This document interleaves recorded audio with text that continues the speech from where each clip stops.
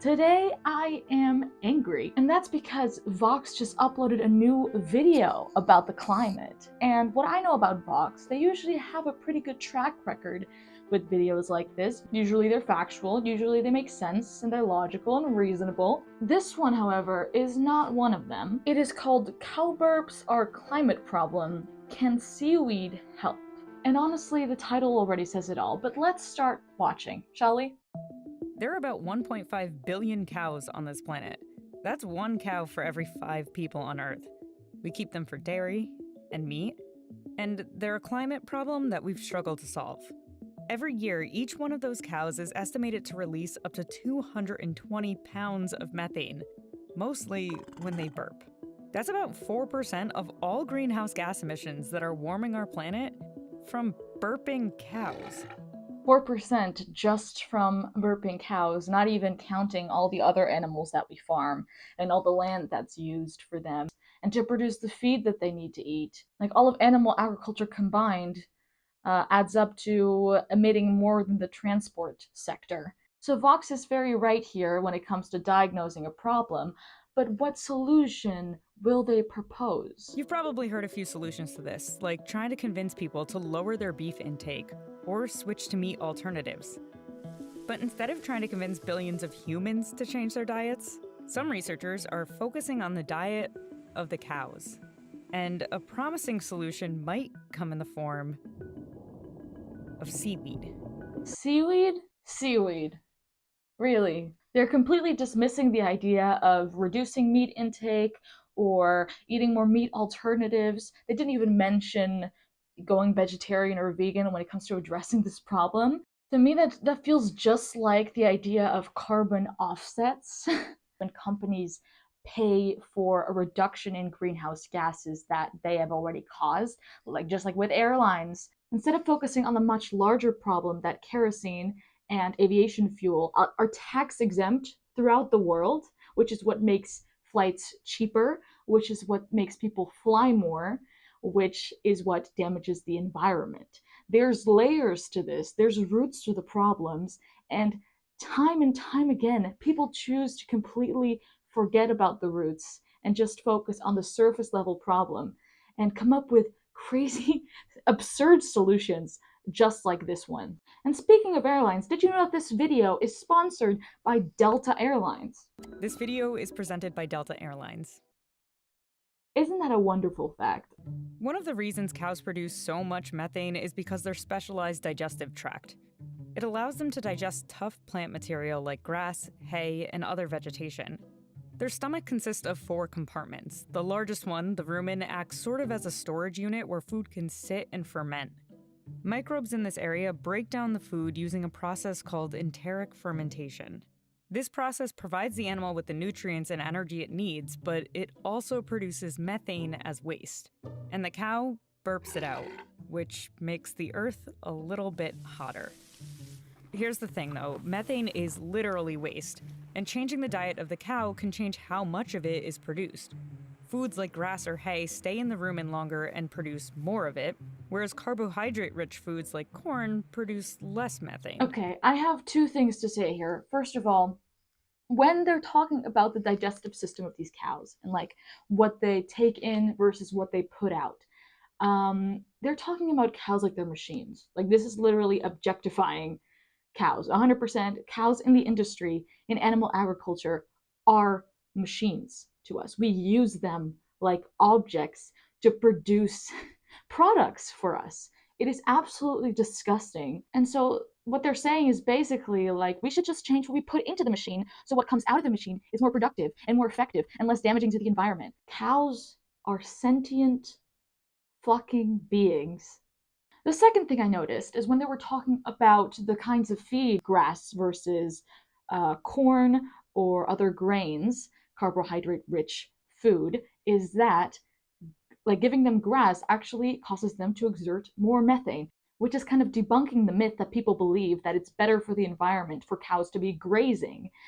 Grazing actually causes more emissions. So actually, the way that they are fed and the way that they are held in factory farms is better for the environment than letting them graze and have these huge pasture lands. Ethics and the environment are two entirely different things. And if you take environment before ethics, you can get some very problematic outcomes. For example, humans are bad for the environment. We're like the primary cause of climate change across the board. But we wouldn't say, oh, let's just kill off like 10% of the population because that would be better for the environment and that would slow the progression of climate change.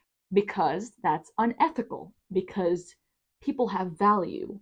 The same goes with animals. Animals have value, but we don't regard them to have value because we use them as products. That's what's missing in this whole equation. We need to think systemically.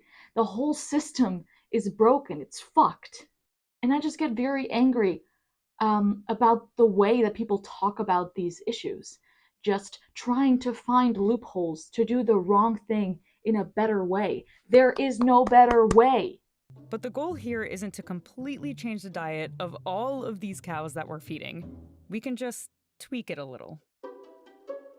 We've been doing a lot of work on feed additives to try to reduce enteric methane emissions. Ermias Kabrab is the Associate Dean at UC Davis in the College of Agriculture and Environmental Sciences. In 2018, he led a study that tested how cows reacted to a certain additive, seaweed. Specifically, red seaweed, which grows naturally in tropical and subtropical ocean regions. Back in 2016, researchers in Australia had found that sprinkling the seaweed on cow feed could potentially reduce methane emissions by over 95%. You know what else would cut our greenhouse gas emissions immensely? Going vegan. It has been proven time and time again. I'm putting some graphs up right now.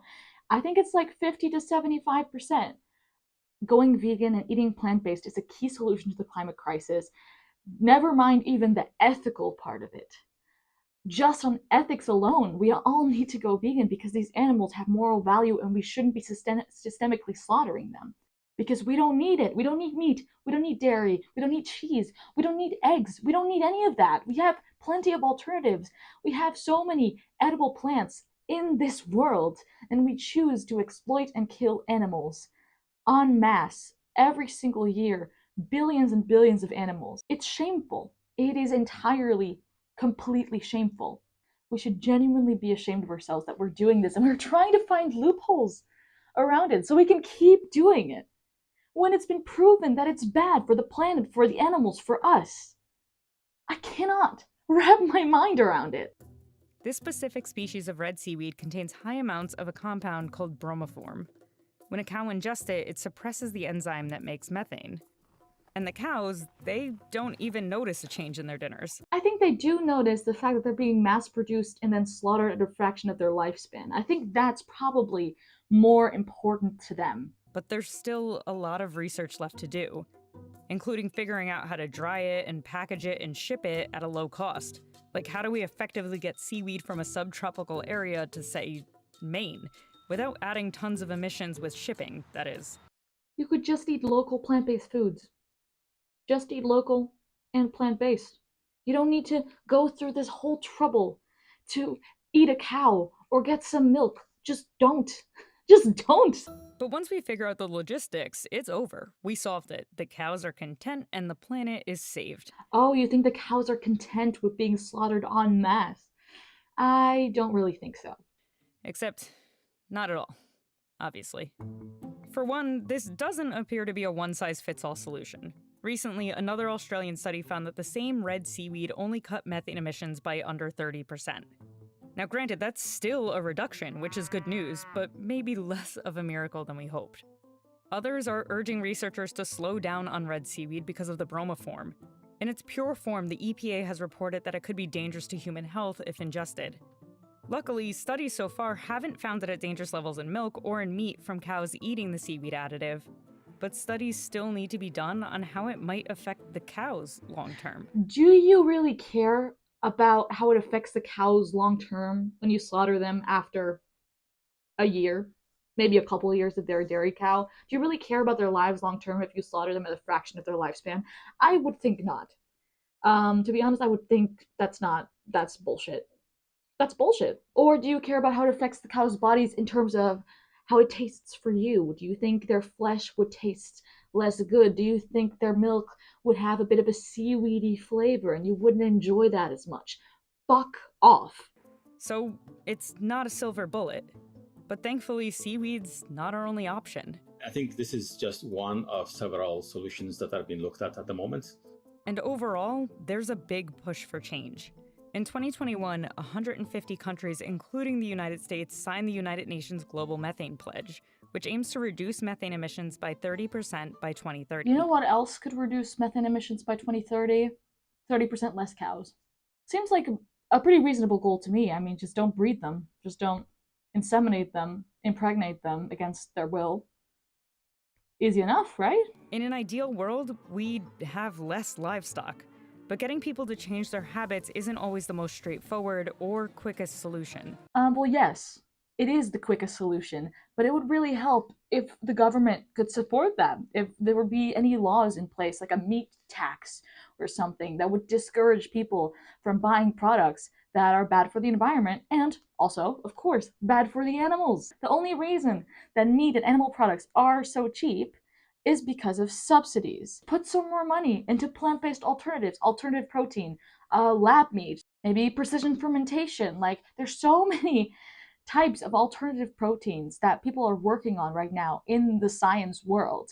Put more money in that. I think the easiest way to get people to eat more plant-based would be to implement a meat tax or to ban factory farms, for example. It really can't be that easy, but we need the government on our side. And why isn't the government on our side? Lobbies. The answer is always lobbies. Like I said before, the whole system is fucked. But sure, Vox, seaweed will solve the entire problem of animal agriculture. Thank you for sharing. What else can I say other than I am very disappointed in Vox? Usually I really enjoy their content. It's very informative, it's very fact-based, it's very reasonable. This video, unfortunately, was not. It was all complete bullshit. Thank you for sharing, but try again next time. Thank you. Please like the video, please comment, share your thoughts. I would love to hear your thoughts on this video, and maybe I'll see you in the next video. Have a good day.